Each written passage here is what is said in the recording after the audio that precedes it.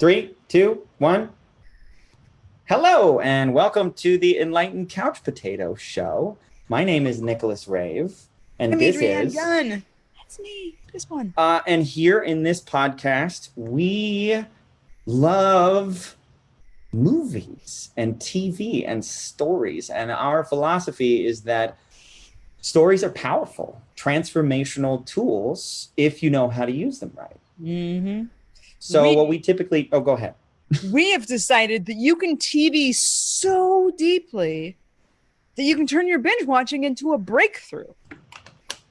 Oh, that was good. Have I heard that before? Turn your binge watching into a breakthrough? I think I've said it. It's just been a lot of weeks. This is episode 21. It rolled off the tongue in a new way. I love it. It's beautiful. Thank you.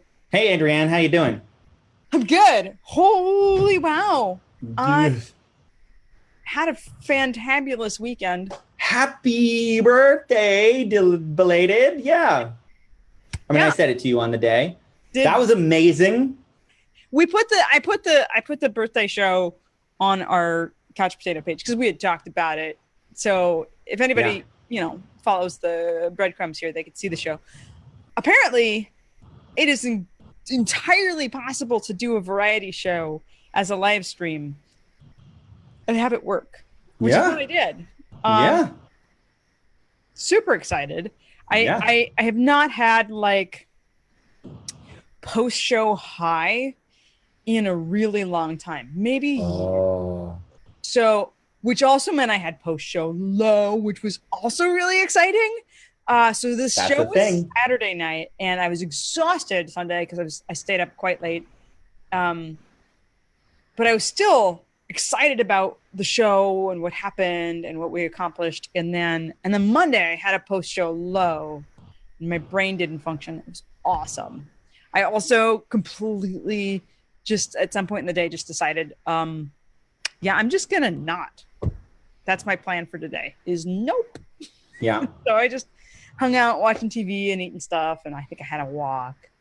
And it was the perfect kind of thing for me to birthday. I can explain why. It wasn't even my idea, but I said yes to it and did 2 weeks of it was a real freaking show. There was so much work to do.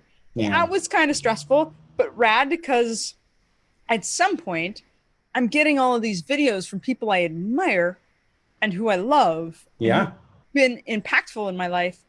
And many of the videos are talking about the impact I've made in their lives. And so this is I don't know do you birthday well? Do you like having birthday? I think we talked about this briefly, but I remember the first birthday that I woke up really depressed. And I want to say it was 10 years old or something. Right. And it was all this pressure to make the day special. And what do you want? And I remember I didn't understand it at the time. And even at the time I was like, it's my birthday. I'm supposed to be happy. What's going on? Yeah. And pretty much ever since then, until probably more recently, when I've started to recognize that it doesn't have to be that way. But you inspired me too, because I started to think birthdays weren't something I hated, but it was just something I didn't prioritize or pay attention to. So you've inspired me to start to think about what is my birthday going to be. And mine's I'm not doing something similar, but I've definitely been thinking about how to make it more special. And there's some things that I'm going to do for the whole month of August that are going to be the birthday month stuff. And then, so I have historically not birthdayed well. Short version of answer your question. My past version of birthdaying was to get progressively more depressed as my birthday was arriving, and then just weigh everything in my life against all of the things I'd ever dreamed of doing, and then just only notice the ways in which I'd failed. And there were a couple spotlight years where I accomplished way more than I thought. Anybody relate? Raise your hand if you've ever done that around your birthday. That was my birthday, birthday and New Year's Eve was this just like, how have I disappointed myself or failed, or do I even deserve? I was gonna say New Year's. That's the other time when you traditionally like do that. Yeah, and just get like more and more negatively just gunk, right? And so I really wanted to break that pattern, and this was like a few years back. I shared the story about there I was. I think it was like, I don't know, was this like 3 years ago? I wanted to break that pattern. I wanted to have something to look forward to.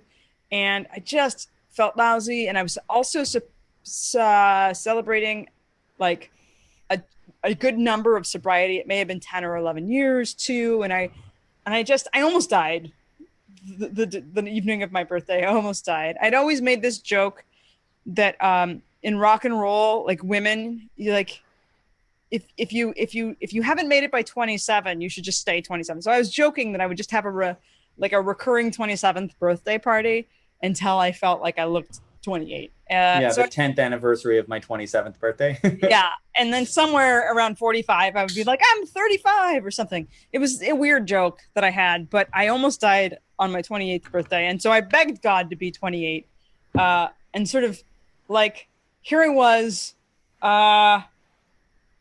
I think it must have been my 38th or 39th birthday or something like that, where I was just like, have I even accomplished what I wanted to? Did I really earn that like second chance at life? I was just feeling, and I just wanted to break that apart. So I said something, and it was my birthday boots year. Yeah.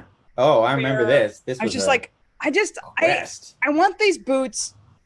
They're expensive. I don't need them, but I just want them. And maybe my friends would want to like $5-10 at a time, just buy these boots for me. And they would be the walking reminder that people love me and that I have made a difference in the world and that sort of thing. And that like broke that pattern. The response to this vulnerable post I shared about not really liking birthdays, that broke the pattern. And I started sort of like thinking of the birthday of a new thing. But this year, my friend said, hey, why don't you do this talent show? Why don't you do a talent show for your birthday? And as the gosh darn show was happening, like, first of all, as I was asking people to be a part of it and getting excited about like who I can share my birthday attention with, like the whole building up of the thing just felt really fun and good. And so I had to be a performer, and I had to be a marketing person, and I had to be a tech person, and I had like all of the aspects of me to put on the show. Like, I love having a job, something to do. If I'm going to have a project to work on. Yeah. And so it had this weird way of crossing over all of the perfect strangeness of me, like getting to have the day be about me, but also lean into, if I'm going to have a stage, I want to share it with as many people. I am so excited about this ridiculousness of life. I'm excited about the hard shit. I'm excited about the great shit. The smelly stuff, humanity. I'm about it. I think it's rad, and I want to spread the love and joy, and I want to inspire people. And so this show, as I reached out to people, a bunch of people had to like do something new. They had to figure out videoing themselves singing in a different way. They had to confront the fact that they're having a miserable time right now, but they love me and want to say yes to this. So like everybody had some way in which they were stretched. I was stretched to go grab my guitar again and play music. So I got to do, and bacon cake, holy fuck, the bacon cake was delicious, and I got to share it with people. And then I got to like be in a space of receiving love from people that I've spent so much time and energy and sort of like, we're like living alongside. We're all artists and entrepreneurs and pursuing craft in a particular way. So a bunch of it was weirdly nostalgic because there are people that I've been inspired by since I was 17, and people that have like literally changed how I sing and play. And my friend Mur and I, we were in a band together, like being scrappy 20 years ago. And so it was sort of I just kept getting flooded with all these memories, and it got to be in this like showcase of really what I've accomplished, and the strangeness of being able to use who I've been in this digital space and the things I've learned as a communicator to like MC my own show. I don't know. It was the coolest fucking time capsule ever that leans into almost all the aspects of who I am right now. Yeah. But then it's actually a fucking great show. Yeah. Whether it was about me or not. It was not just the funny. project, but I love that at the end, like you did a thing and you have a thing and there's a record of that thing and there's all these little bite-sized chunks that are part of that thing that came out of that thing. Yeah. Like, yeah, I mean, even more so than maybe just a talent show you did in your backyard with a bunch of people who showed up to like in person, which you can't do right now anyway. So it's like, and that online space thing that you talked about and the marketing stuff and this beautiful Venn diagram of overlapping things that made it totally uniquely you. Yeah. Yeah. And apparently like people that don't know me that well, they're like, it was all of your performers were amazing and it was inspiring. It was funny. Yeah. We had a really good time. And I was just like, well, I concur. Like just watching and being like, wow, like these are just the people who said yes.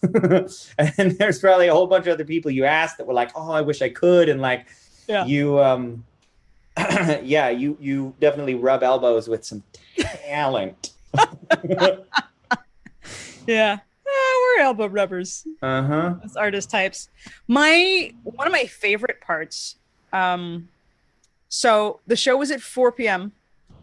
and at like 12:45, my co-host, I thought was making the slides, but I hadn't heard from them since like 3 in the afternoon the day before. So oftentimes I work at a community college performing arts center, just sort of, seasonally. I supervise crews out there to help people put on dance performances and stuff like that. It's spent like 13 years I've been spending chunks of my time doing that. So I called one of my tech people. I'm like, okay, great. I have a couple hours to figure out how to use Google Slides. I guess I could do that, or I could eat. Maybe somebody else can do this. So I put a post on Facebook to see if anybody's like available right now. And then I'm like, oh wait, my friend Nate, I wonder if he's doing anything, because this is literally what we pay him to do. One of the 12 things we pay him to do at the theater. And so I'm calling him, say, hey, what are you doing? He's like, man, I'm just so bored. I'm good, but I'm really bored. I'm like, hey, well, what are you doing right now?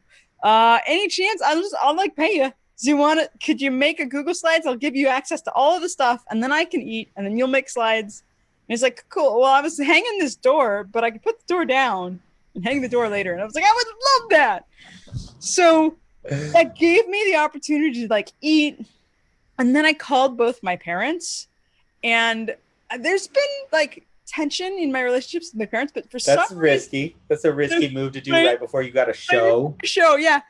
But I had the most beautiful and amazing conversation with both my parents separately that chunk of time right before the show.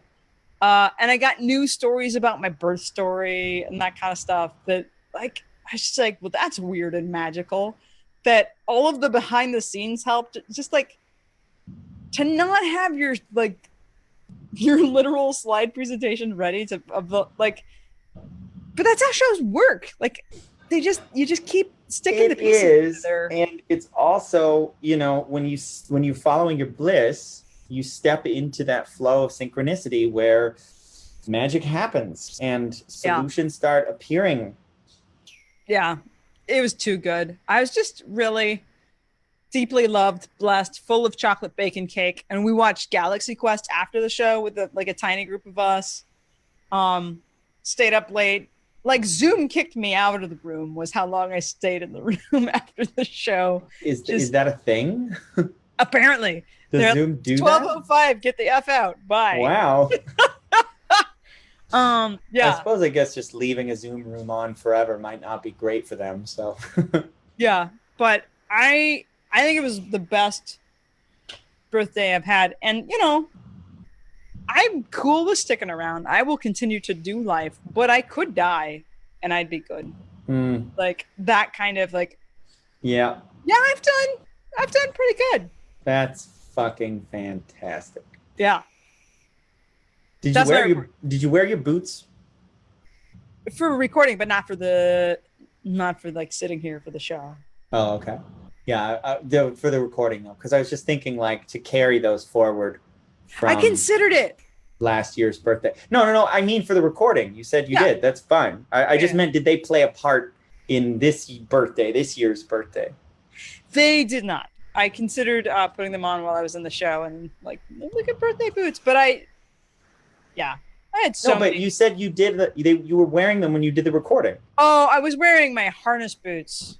Oh, not the same. Not the birthday boots. Okay. The birthday boots is a weird story of how they didn't actually fit or work. So, oh, they still never worked out? Oh, I guess I didn't hear the end of that story. They're heavy and But a bunch of people like bought me birthday boots, and they remind me that I'm deeply loved. Sure. But Put them on the wall, frame them, like dip them in lacquer. Totally. Here they are. Daily reminder. You're gonna put them on your gravestone, like. That's brilliant. Like dipped and just like these two boots, proof that Adrianne was loved. Some people like flowers. Nah. Yeah. No, I mean like perpetually, like make them like petrified. Yes. No, I you got that's it. A good plan. Okay. Yeah. Well, so that's amazing. I am eating again. I don't know how long you want to spend on this story because like we could probably just do that story about your birthday and this story and not talk about movies at all again. But it was amazing. I did 12 days. I started eating again like Sunday night, Monday morning. I start with like bone broth and you just sip it. And then I did some like avocado is the first thing typically for me. And then slowly reintroduce food. So yeah, it was amazing. I'm so proud of myself and the fact that I stuck with it. And I am so proud of the people and grateful for the people who supported me and put up with me because it was really fucking hard. It was one of the hardest things I've ever done in my life. Like there are things that you do where while you're doing them, you want to quit. And then you're like, no, don't quit, stick with it. And then it's over. That's how I felt on like day 2. And it never stopped for 10 more days. That it was like, oh, just constantly quit, stop, quit, stop, quit. And not in a like I'm dying, I need to go to the hospital kind of way, because I'm not stupid. I'm not going to like hurt myself. Like it was this is incredibly uncomfortable. And I have done long fasts before. I've done 10 days at least 4 times. Yeah. And it's never been like this. And the 2 extra days do not account for the difference. Also, I will tell you, I lost 27 pounds in 12 days. Wow. That's over 2 pounds a day. And when I saw that on the scale, first of all, I was like, I had put on some COVID pounds. So that's part of the inspiration, but I don't fast for weight loss. That's not the point. It's not a good strategy for that anyway, because you put a good portion of it back on anyway. But typically when I do 10 pounds, I lose between 10 to 15 pounds. Tops. I've never lost more than that. Yeah. 27 pounds, and it didn't happen in those last 2 days. It was like I was a dirty washcloth getting wrung out. Like there was so much stuff coming up and going out. I am a big believer in fasting and using it as a magical ritual and a magical practice, a spiritual thing. And I set intentions for it of what I wanted to work on and what I wanted to get out of it. And honestly, that is the only thing I can account for why it was so difficult. Yeah. Is I set really deep intentions that were about healing food, frankly, that were about healing my relationship with my body and food and exercise. And I think that you have to be careful with that shit, because when you set an intention like that, and then your unconscious mind goes, okay, that's what you want to deal with. All right, here's all this. And I am so happy that I did it. I feel incredible now. Mm-hmm. And I feel like it has healed so much stuff for me in a really, really profound way. Like there's issues and challenges and patterns around food that were lingering that had been up for sure during COVID time and all this stuff. And they feel so distant. They feel like, oh yeah, that was a thing. That used to be hard to like stop at a certain time and be like, you're not eating anymore for the rest of the day and do intermittent fasting. And now I'm just like, well, no, that's what we're doing. And I've like exercised every single day since we stopped. And like, it's been effortless and like exciting even. Nice. And yeah. So amazing. It was incredible. But by the way, just real quick, like medical legal disclaimer, don't do this, folks. It's a horrible idea, and it's awful, and I loved it. Yeah. Yeah. I mean, 3 days is generally considered safe for almost anybody, unless there's very specific health conditions. But for most people, you can do 72 hours, no problem. Extended beyond that, like you should seek medical supervision. I've been fasting like that since I was 15 years old. So I have a pretty good sense of my body and what it does. And this also was uncharted territory. I'd never done 12 days, and I'd never felt like that before. It was weird for me to hear you say like that it was hard at day 2. And I was like, what are you talking about? What? I mean, I believed you because you said it, because I'm pretty good at believing people when they say stuff, which is a skill, by the way, that many people should take on. It is. When someone describes their reality, just believe them. Yeah. And then appreciate that that's their reality. I was like, wow. Okay, then this is hard. Well, shit. Yeah. I love it. I had the quit, but only in the cryotherapy cold thing. Yeah, but that's like 3 minutes, right? Yeah. I had to like talk to my shins. Yeah. And the sensation coming from my shins was like, am I gonna have legs? Right. Should I stop? Maybe this is dumb. This is probably dumb. Oh well, I guess it's happening. And just like attempting to like to respond to the internal voices, just like, no. Yeah.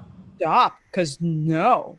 And yeah, man, I've done 20-minute ice baths, and there's nothing compared to this. Oh, shoot. Yeah. That's awesome. It was, I mean, I've never trained for an ultra marathon, but it feels like that kind of thing where like an ultra marathon is like, you've already ran a marathon and you have 3 more to go. Like, that's what the fast was like this time. So funny. And I say things like, God, why would anyone do that? And it's not like I haven't done things like that. I mean, I guess I haven't done. But I don't want to run an ultra marathon. Like I look at that and I'm like, oh no, thank you. Like I'm not going to run until my nipples bleed and my toenails fall off. Thank you very much. No. But like fasting is my jam. It's my ultra marathon. It's an exercise in will, if there is such a thing, which I'm quite questionable on whether or not that even exists or is even a useful metaphor. However, it is an exercise in training myself to be able to set an intention and then follow through, even and especially when it's difficult. Totally. Well, I think I think a lot of people need more of that. I think having something that's just slightly outside of what you think is possible right now, and setting goals and like stretching ourselves. I think that's why creativity is such a hilariously wonderful thing. Any creative act gets you to stretch beyond and try new That one's scarier for me. Like I'll lift weights until I can't stand. Like I love pushing myself like that. I love the burn and like challenging my body. Fasting is difficult, more difficult than that for me. But like write something. Like stare at a blank canvas and then make something. Yeah. Can I tell you something important? Which is why, by the way, I totally need to do it more often, but like one thing at a time. Here's something important. I talk about this a lot when people are really like, they're Luddites or they're terrified of technology. And it's a funny thing.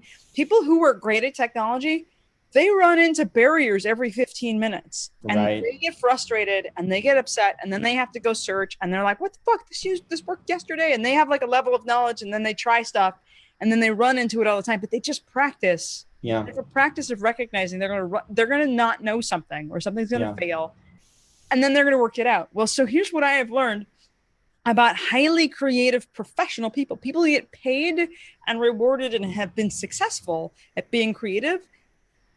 They're terrified too, more regularly. And they think their shit sucks too. And they find themselves daily in the process of like, what the fuck? How am I gonna, why is that the thing that came up? And that like, I've been taking classes from people who have been like professional songwriters for decades. Yeah.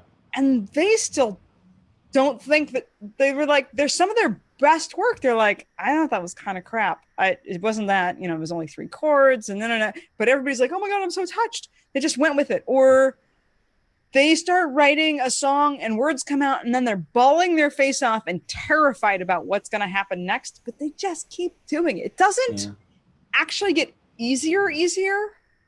You just have more moments looking back where you're like, oh, remember how I was terrified 2 weeks ago and then I wrote the thing and it came out. Remember how I thought I was going to die yesterday when I was running 5 miles at the same time that I think I'm going to die right now. But I remember that I did it. So you keep doing it, Well, like this.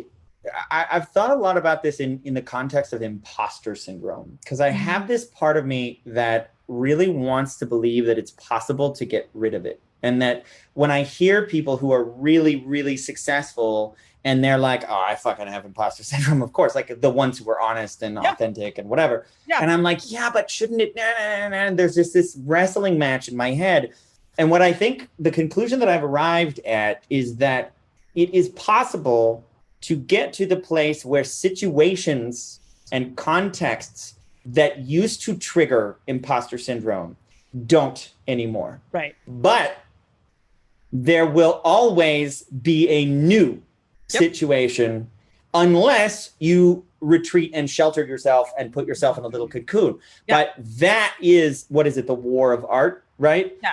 The war of art is like, when you said it never really gets easier, it does get easier and completely go away if you just rest on your laurels. Like if you sell out whatever, or do the easy shit or whatever.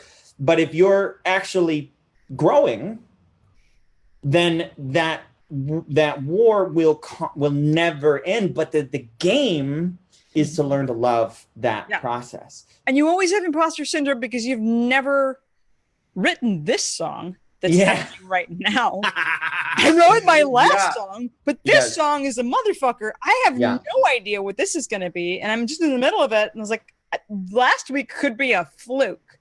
Yeah. Because you've never tried to explore this thing that seems to be coming out. It's a weird, creativity is a weird thing. And I was with my own show last week. I'm like, I've put on tons of shows.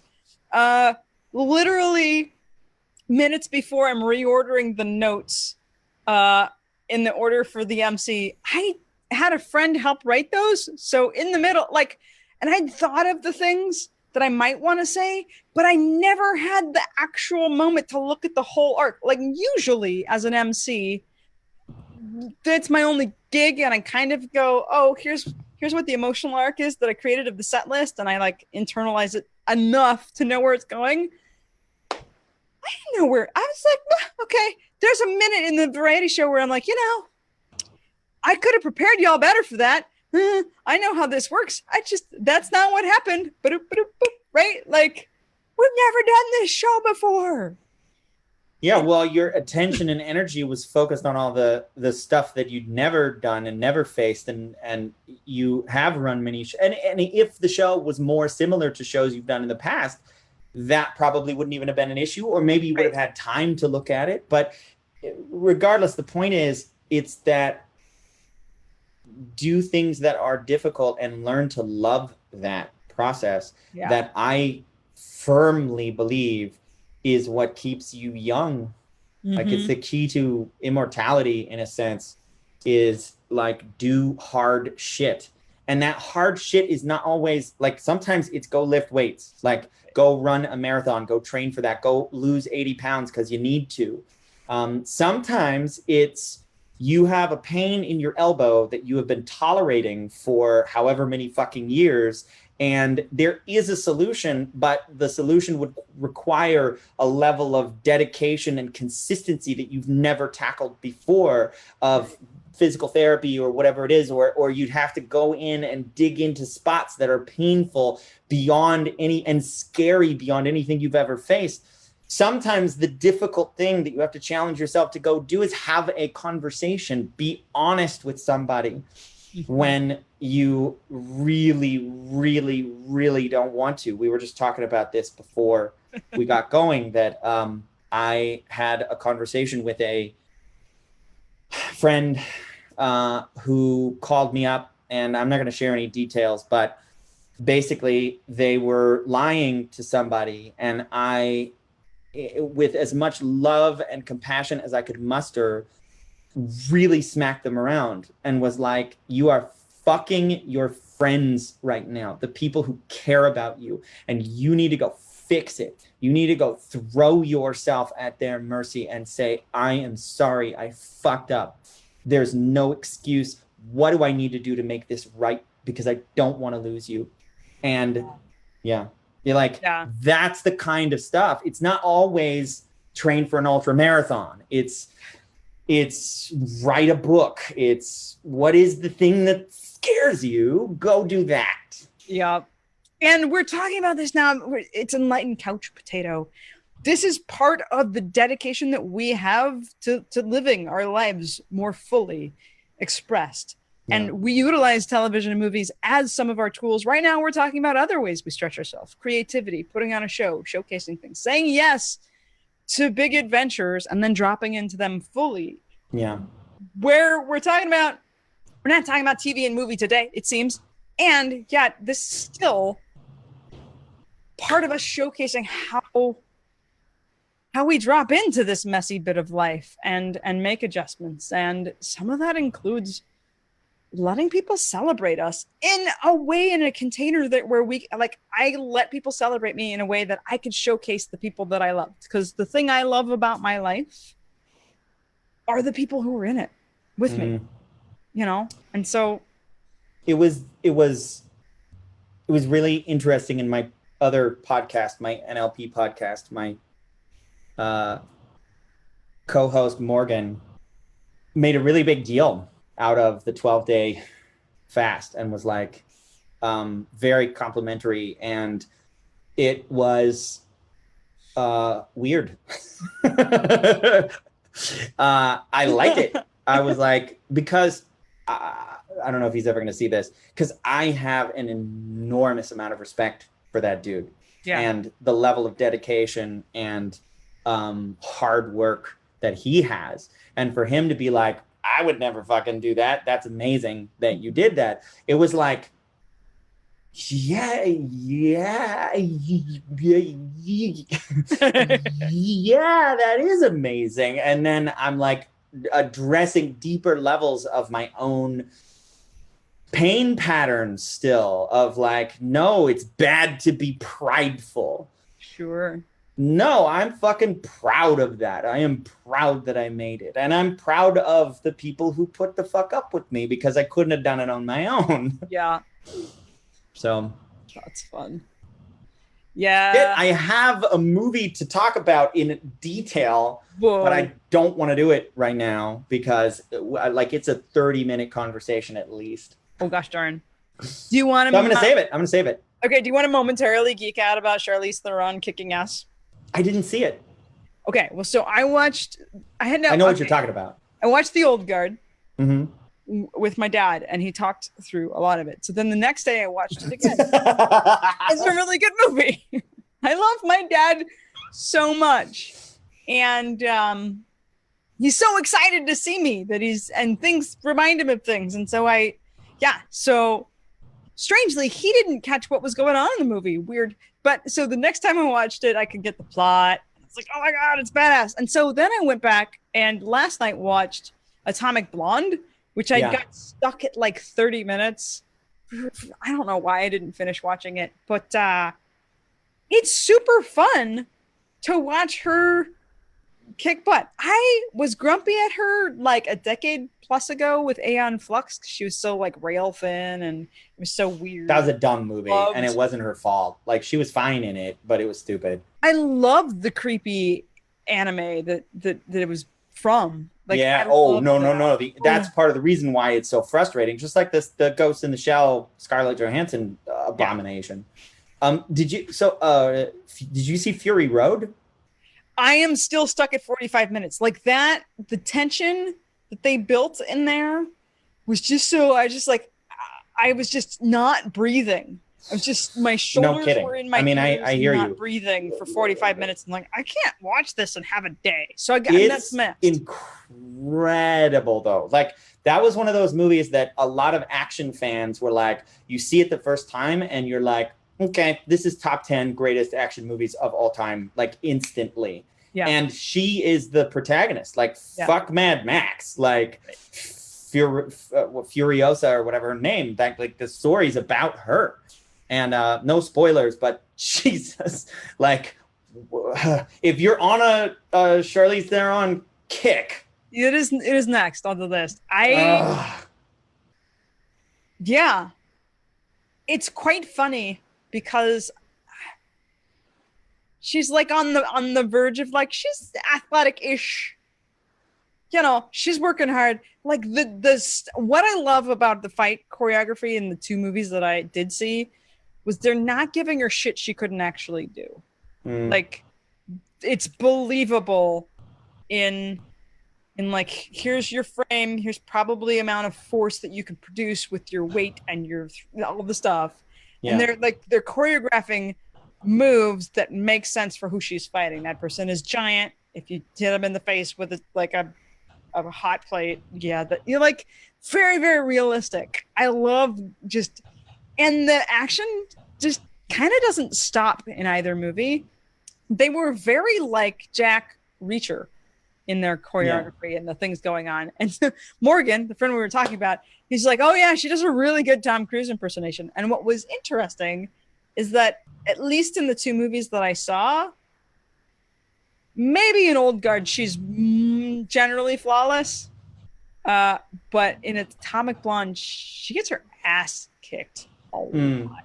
And then John Wick gets his ass kicked. I mean, so does Tom Cruise in like that bathroom scene with Henry Cavill, whatever, like that, like they, yeah, Jesus, no, oh no, he didn't play Jesus. That's a different guy. Is it Cavadagger? Yeah. Yeah. So, what was I going to say? Oh, my thing about Charlize Theron, she's amazing. She is like so multifaceted that it's kind of like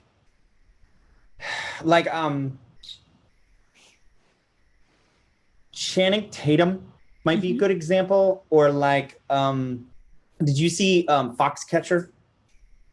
Channing Tatum plays like a wrestler It's based on a true Oh, story. not yet.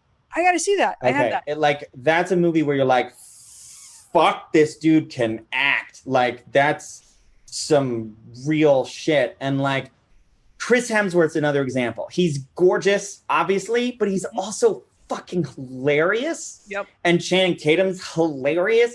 And like, that's my thing is, okay, you got Charlize Theron. She's badass, gorgeous. She can play romantic movies. She did fucking Monster. Yep. But then on top of that, did you see her in Arrested Development? The new? No, it was season 2 or 3 of the original 3. Okay. I don't want to spoil it because that so quickly. Her character arc is one of my favorite plot lines in the whole show. And she kills me. She is so funny. I did watch it. I just haven't finished the more. So you remember when Michael starts dating the girl who he thinks is like an heiress or something, and they won't let him see her, and then it turns out that she's not what he thinks, and they were going to go get married. You remember this? I kind of don't. It's like, you got to go back and watch it. Just like, you don't have to watch anything else. Just go find the episodes of Arrested Development with Charlize Theron and watch all those. There's other plot lines happening that you'll jump in. Cool. Just watch. There's like 3 or 4 of them. And the whole sequence of what happens with her. Oh my God. That was the moment when I was like, okay, she is absolute legendary. Right. Because like, not everybody can pull all that off. Yeah, that's fair. I had a hard time with Arrested Development because it was too funny. I feel you. Too good. I was exhausted. I feel you. Yeah, maybe you never got that far. It might be season 3, so I don't know. Oh, I watched all the seasons except for the when they brought them back for the like weird Netflix thing where they explore each character. You know what I'm talking about? It was like, I didn't hate that as much as everybody else. The one after that, I did not care for. I felt like that was a step down for sure. But everybody hated season 4, which was the one where they did it in a disjointed way. I didn't mind it. I thought it was okay. Okay, I might have to go catch up because I stopped in the middle. But I will say I was disappointed in the last season that they did. I was like, oh no, this is just like getting old. Super sad. Yeah, but the first three seasons are like some of the best TV of all time, for sure. Yeah. I'm trying to figure out how, so as motivation for my own fitness, I want to be fit and agile and strong enough to, should anyone want me as a villain or a hero for an episode, like to do a cameo or need me to show up and do a short, I want to be able to do it. So I'm trying to figure out, like, I would love to do really any of those fight scenes that she, like, the style of her stuff is. I've been watching a series on YouTube called Stuntmen React. It's on a channel called Corridor Crew, which they normally do special effects stuff, but they also are friends with like stuntmen and stuff.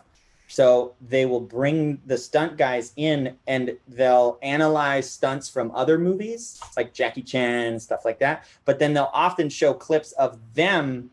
Like they brought in the guy who's the stunt double for Black Panther, for instance. Nice. And they're showing like, oh, here's the scene. Look, you can see me in the elevator get my ass kicked by Captain America.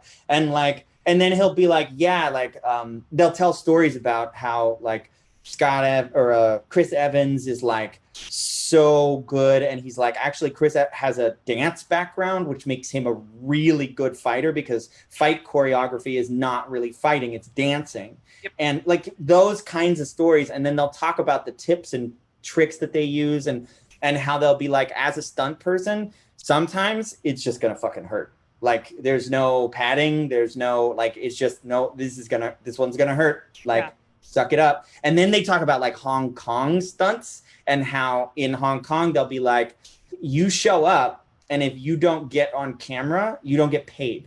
So you just show up. And then you have to like kind of like constantly be vying to get on camera. And then they will give you bonuses for doing stuff with no pads. So they'll be like, okay, we're going to throw you off of a 2-story building.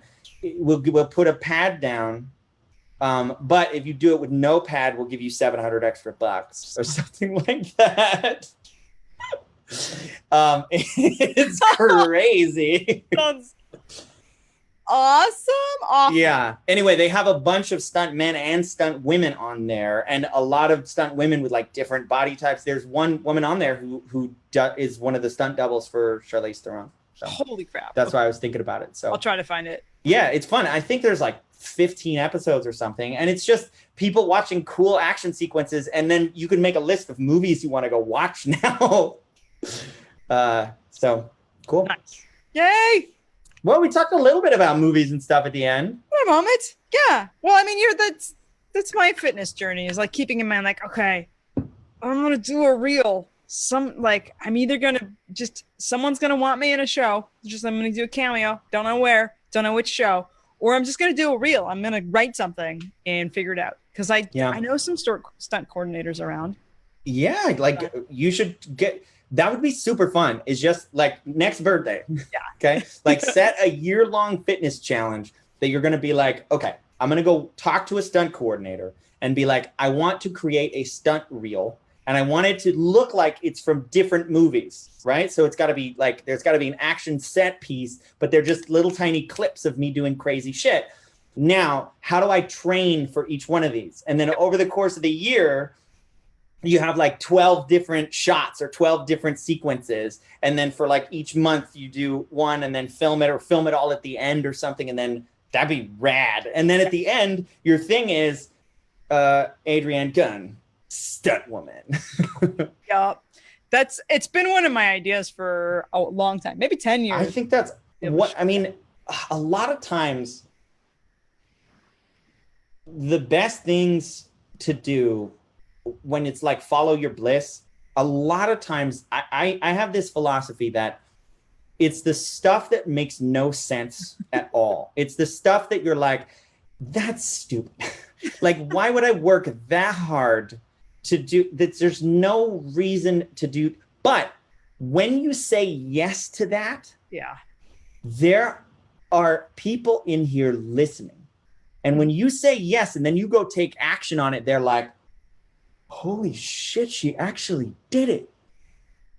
First of all, hey, everybody, let's be really careful what we suggest that she does in the future, moving forward. Right. Secondly, oh my God, we can trust her. Like when we say, here's the thing, and you're like, okay, like hang gliding. All right, well then fucking go hang gliding. Why? I don't know. But there's probably something in there. Yeah. Actually, that, again, to tie it back into Enlightened Couch Potato, we talk a lot about trusting your instincts as what to watch. Yep. There's a reason you want to watch that in particular. There's something you're trying to work through, something you're trying to process or heal, or some resource you're trying to grab. And you don't know why, and you never will know why. Stop trying to figure out why. Just surrender to it and trust. Totally. Is that a good place to wrap it up? I think it is. All right. Okay. Cool. I'm excited for whatever your birthday is going to be.